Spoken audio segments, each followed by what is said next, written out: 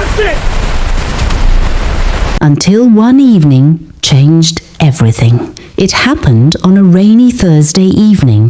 The sky was heavy with storm clouds.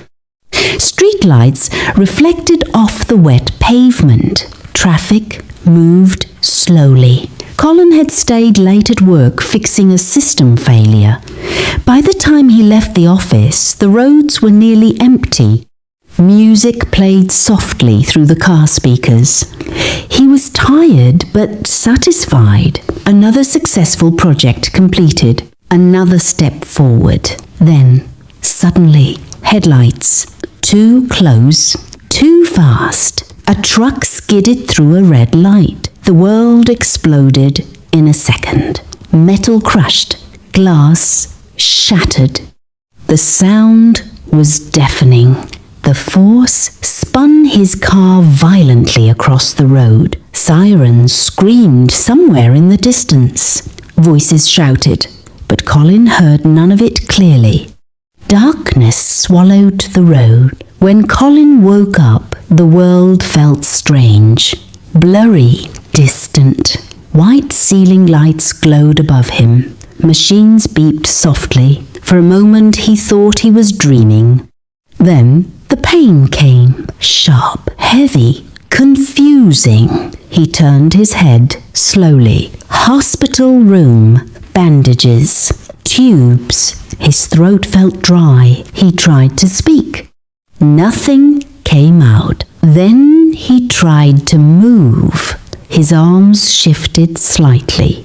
But when he tried to move his legs, nothing happened. He tried again, harder. Still nothing.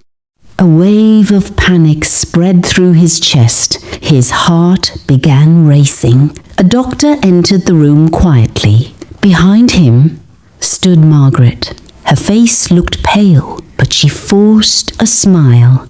"Hi, sweetheart," she whispered. Colin's voice cracked. "Why can't I move my legs?" The doctor stepped closer. He spoke gently, carefully. "Colin, the accident caused severe damage to your spinal cord." Colin stared at him. The words felt distant, unreal. The doctor continued slowly. "You are paralyzed from the waist down. Dreams shattered in a single sentence." The hospital room fell silent. No one spoke. No one moved. The words hung in the air like a storm cloud. Colin stared at the blanket covering his legs. He waited for them to move, for something to respond. Anything, but nothing happened. Margaret quietly walked to the bedside. She took his hand. Her grip was strong, steady. She refused to cry in front of him, but her eyes glistened. Inside, her heart was breaking. After the doctor left, Colin whispered one question. "Will I ever walk again?" Margaret squeezed his hand tighter. Her voice trembled, but she forced the words out. "God is not finished with you." Recovery became their new routine. Days blurred together. Hospitals, specialists, tests, rehabilitation centers. Physical therapy became daily life. Wheelchair training, balance exercises, strength building. Colin hated it at first. He hated the chair. He hated the pity in strangers' eyes. He hated how everything in life suddenly felt harder.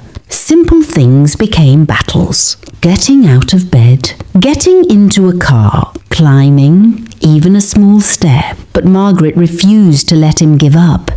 She became his caregiver without hesitation. She learned medication schedules. She learned physical therapy routines. She mastered wheelchair transfers. She studied accessibility guides.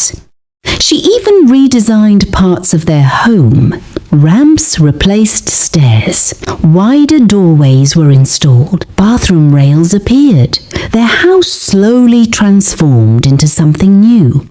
But Margaret made sure one thing never changed. She never treated Colin like he was broken. She never reduced him to his chair. "You are still my son," she would say firmly, "not your wheelchair."